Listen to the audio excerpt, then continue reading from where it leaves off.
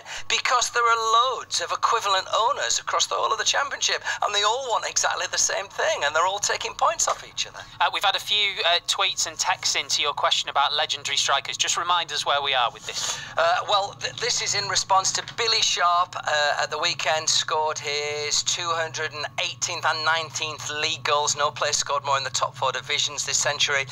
He's tied at the moment with Ricky Lambert, but he's done it in 495 games. Ricky Lambert took 605. It's a list that then follows on with Wayne Rooney, Jamie Curitan, Jermaine Defoe, Jordan Rhodes and Glenn Murray. And we asked for maybe EFL strikers so far this century who are just behind that list that maybe it might have slipped off the radar. Have you got a couple of bits I've got a couple. there? Gary in Devon says Steve Bull. Big shout. Selden Christ on Twitter says David Nugent, 150 goals. Well, that is one, isn't it? Sorry, I'd need to look Bully's stats. So when did Bully stop playing? Oh, what? Early 2000s, late 90s? Well, you've chucked that on me. I'm going to look. You chucked it on me. I was about to say, but I don't think he's been given a fair crack of it. But yeah, David Nugent, and again a vital cog in Derby's will. I've got to tell you as well, we've got 35 games kicking off at 3 o'clock. There's one 1 o'clock kickoff. It's Grimsby have won their last 4 against Mansfield and beaten in the last 16, only lost once. Mansfield have taken the lead through the veteran Neil Bishop, the midfielder there. Yeah, Steve Bull was still playing, but only in 2001 apparently. Well, so you threw it at me, Clem. Yeah. And I stepped up. Well, thank you. I'm glad we sorted that out. But this song here is from your EFL clubs across the course of this big day in the EFL. Yeah, 85058 at 5 Live Sport. Our second Premier League commentary of the afternoon is at 5:30. Cardiff taking on Tottenham. We'll also be at Arsenal against Fulham at 3. Conor McNamara is at the Emirates. Happy New Year, Conor. Hello, Steve.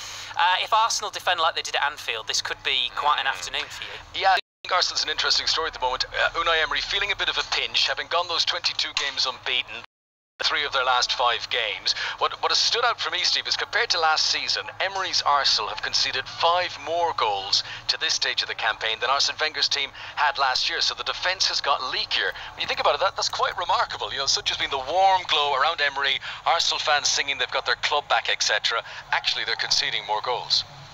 And what about Aaron Ramsey's situation? Because he was being linked with Bayern Munich before, and now all the talk's about Juventus. This list of clubs showing an interest in Aaron Ramsey, it sounds fanciful. I was on air last night with David Ornstein. He's insistent that the genuine talks are going to happen with Bayern, Inter, Juventus, Paris Saint-Germain and Real Madrid. We all know that Davis' sources are impeccable on all things Arsenal.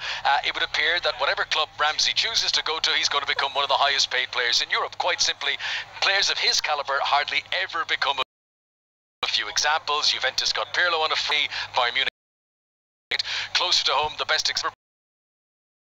That's turned out pretty well. Ramsey's certainly in for a payday. At that level, Arsenal were not willing to keep up with the wages of others of the clubs such as Ozil. But I do wonder if in the future Arsenal will regret letting